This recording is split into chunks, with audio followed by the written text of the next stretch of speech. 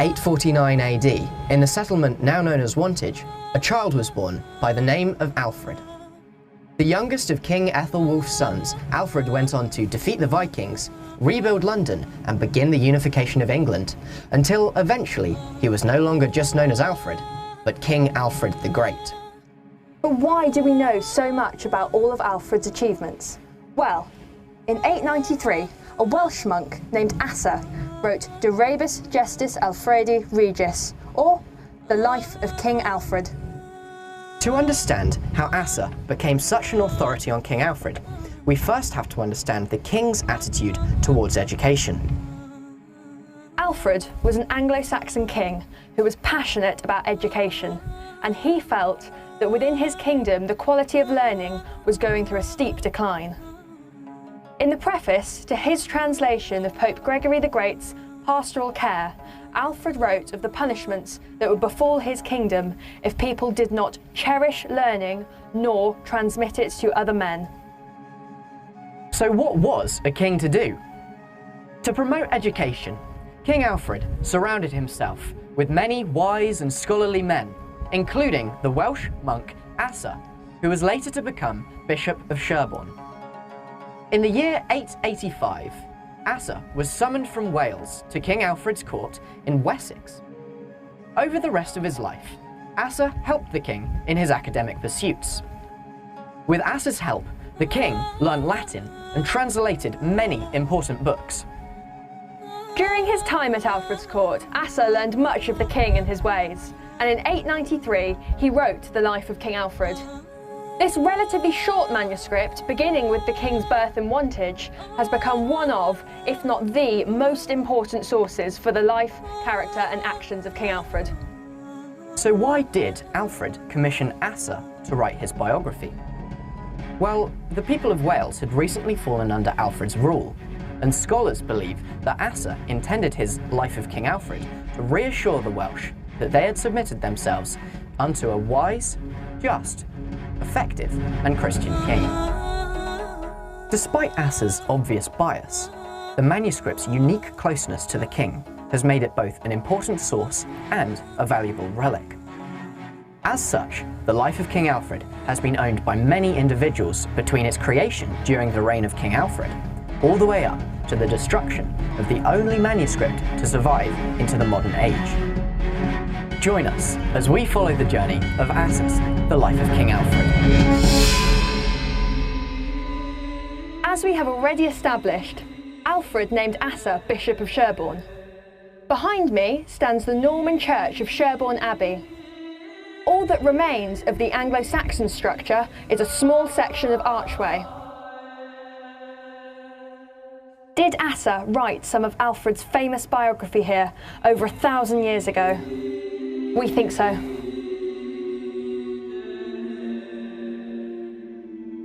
So what can you tell us about the content and structure of Asa's biography of King Alfred? So the key point is that Asa was extremely well placed to write a very authoritative, well-informed account of the king. And what Asa does throughout his work is mix chronological annals derived directly from the Anglo-Saxon Chronicle with passages where he is speaking on his own authority. He talks about Alfred's parentage and his birth at Wantage, and then he tells stories of Alfred's youth, his marriage and his wars and his reign, and then comes on latterly to talk about his court and his kingdom and his various projects. So it's a source of a kind which we don't have for any other Anglo-Saxon king. In the last part of the book, it's all his own information coming from his direct knowledge of King Alfred. And it's here that he gives an extraordinary account of what he represents as his personal contribution to Alfred's own achievement. He gives himself the credit for having taught Alfred how to read Latin and how to understand how one translates from Latin into English. He puts himself at the very heart of what becomes, of course, Alfred's great project. The culminating chapter is all about Alfred's personal involvement in the administration of justice And so to have an account of that on top of everything else that we've had, you can see how Asa's life takes us far closer to the king than any other source that we have. Essentially, Asa's life tells us all of the best stories about Alfred and gives us an insight into the mind of this great king. But what happened to the manuscript between its creation in the 9th century and its destruction in the Cotton Library fire of the 18th century? Asa's writings on Alfred passed through some very learned medieval hands, and these stories became interwoven with others. Berthurth of Ramsey, William of Malmesbury, and John of Worcester all elaborated on these stories as told by Asa. Tales of Alfred disguising himself to infiltrate the Danish camp, or of him burning cakes, or of him receiving a vision of St. Cuthbert, began to integrate with Asa's account of Alfred, until history and fiction blurred into legend. In the 13th century, a group of St. Albans historians, including Matthew Paris, began to look closely at the rule of King Alfred. They placed great significance upon his deeds, and, for the first time in history, Alfred was referred to as King Alfred the Great. Throughout the medieval period, despite the fanciful stories which accompanied it, Asa's Life of King Alfred remained a key source for all who studied the great king. The oldest known copy of Asa's biography to survive into the modern age was made around the year 1000. Almost certainly it would have been kept in a monastic library.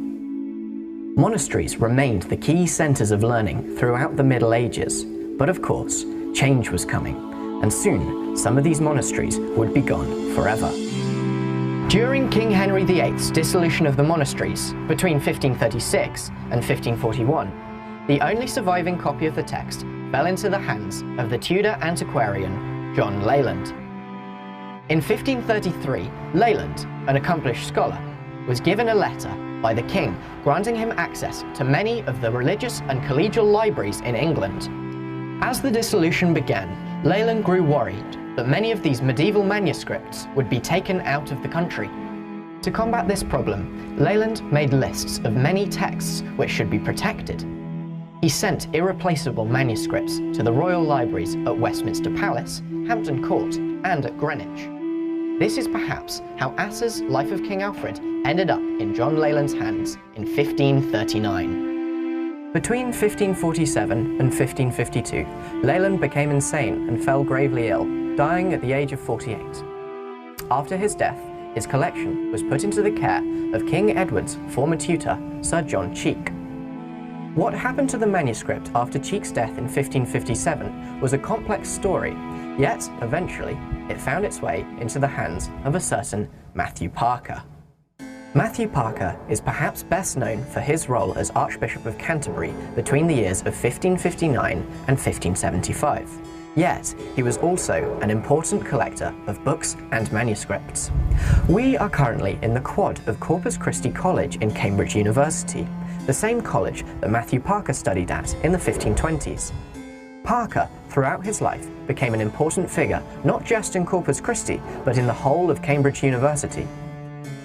Corpus Christi is home to the prestigious Parker Library, named after the Archbishop, and also home to a copy of Asa's The Life of King Alfred.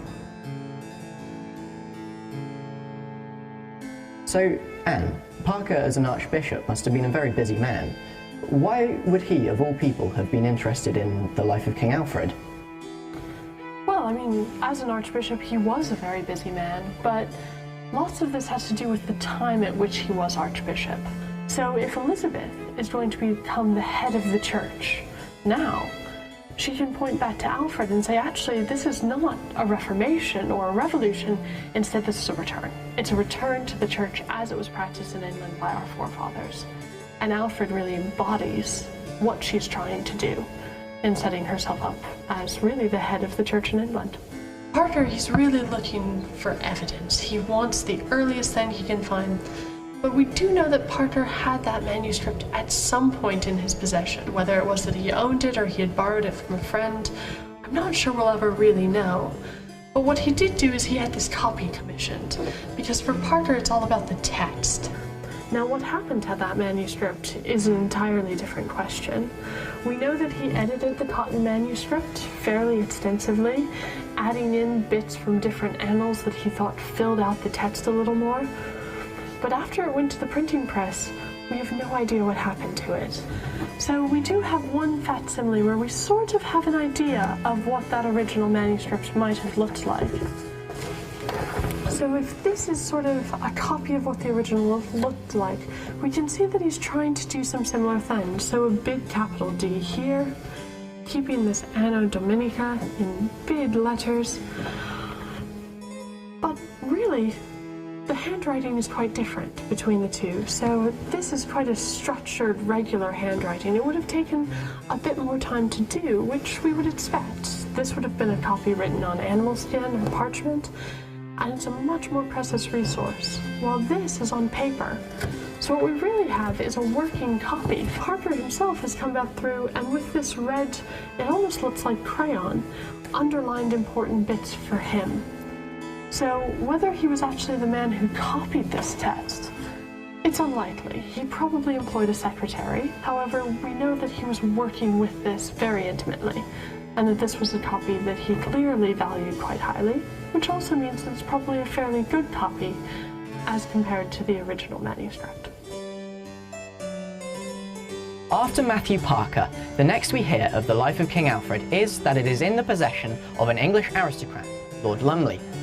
A letter from Thomas Jane to Thomas Allen tells us that by 1600, Lord Lumley is in possession of the last surviving manuscript.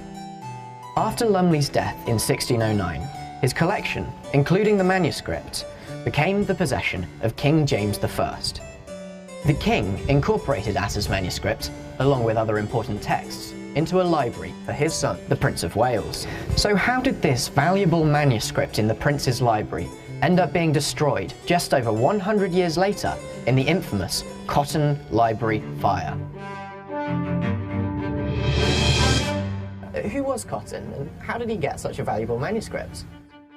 So Robert Cotton was an important courtier in the court of James I, and crucially for our story, he was an important bibliophile as well. He loved collecting old manuscripts, especially those related to ancient British history. Now, in this time, collecting manuscripts like that was an opportunistic business. You needed to be ready and poised for when they became available, sometimes when their owner passed away or the library was put up for sale. Now, we know that Robert Cotton had his eye on the life of Alfred. It appears in a list he wrote called Books I Want, and he would have been ready to snatch it away when the prince died, just age 18, and his library was dissolved. Amazingly, Robert Cotton's library became a lending library. You needed to know Robert Cotton personally in order to gain access to the library, so we can think of it, the library itself, as a status symbol as much as a sort of repository of texts. When the library became the property of the British Crown in 1701, it was drastically underfunded. They found out very quickly that Cotton House, where it was housed, was falling apart. The books were exposed to damp, and so its librarians petitioned the government to move it. They decided to move it to Ashburnham House, whose name was quite unfortunate because in 1731 the library suffered an absolutely devastating fire. So the Ashburnham House fire is now regarded as one of the worst bibliographic disasters in modern times. Despite the efforts to remove the books from the library straight away, the immediate conservation efforts caused more damage than the fire itself. You've got to imagine the water being used to put out the fire, which caused irreparable damage to large sections of the library, as well as the confusion that it put the library into. In the fire, we know we lost sort of unique copies of many Anglo-Saxon literary texts, as well as other important historical documents. And obviously, one of the greatest losses was the 10th century copy of the Life of King Alfred by Bishop Asser.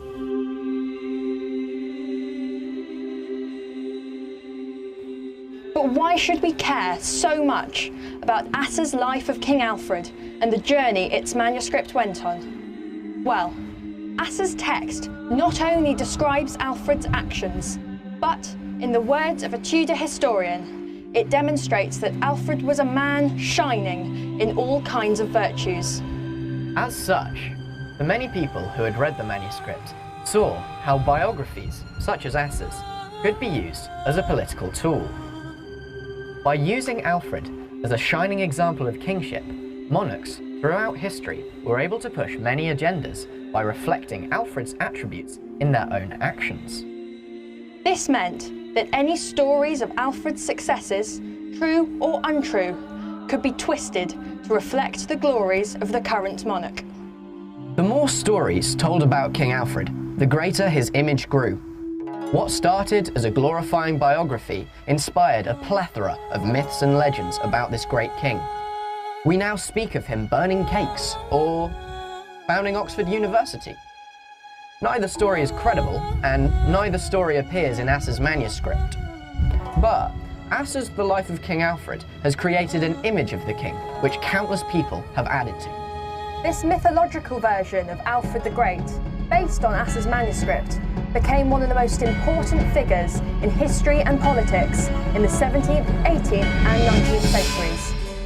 Just before the destruction of the Cotton manuscript, an edition of The Life of Alfred was published in 1722 by controversial Oxford historian Francis Wise. Wise went on to make bold claims about Alfred. He published a letter to Dr. Mead suggesting many places for the location of Alfred's court in Wantage. He also proposed that the White Horse was made to commemorate one of Alfred's victories. We now know that this is completely incorrect. The White Horse would have been constructed thousands of years before Alfred's birth in Wantage. Throughout the 18th century, countless artworks, plays and poems about Alfred appeared. One poem about Alfred even narrated his fictional journey to Africa, in which he wrestled a panther. Alfred's image grew considerably. By the time Queen Victoria was on the throne, Alfredomania was at an all-time high. The Victorians loved King Alfred, and with us to discuss the millennial celebrations is the museum's own learning officer, Melanie Rowntree. This is a poster advertising the commemoration here in Wantage in 1849 of King Alfred's 1000th birthday. The event was organised by Martin Tupper, a poet, a philosopher and an Alfred enthusiast. You can see that it invites all good men and true of Wantage and its neighbourhood to celebrate in his native town the greatest man, certainly the best king that ever lived. Here we can see a different celebration. Again, Wantage Market Square was filled with people desperate to see the Prince and Princess of Wales unveiling a statue of the man who, according to Asser, is Wantage's most famous son. Colonel Lloyd Lindsay, or Lord Wantage, who you can see behind me, was the donor for the statue, as this commemoration medal shows. He was also immortalised forever as the model for the King Alfred statue. Yet all of these celebrations, all of this interest in King Alfred the Great wouldn't have been possible without that Welsh monk, Asser. Over the years, passing from hand to hand, the myth of King Alfred became quite different from the Alfred found in Asser's manuscript. The mythological King Alfred and Asser's Alfred are very distinct but equally remarkable figures. Yet, without this initial work, this biography written in the year 893, none of these stories would have existed. Without Asser, it's fair to say that Wantage might never have got its iconic statue.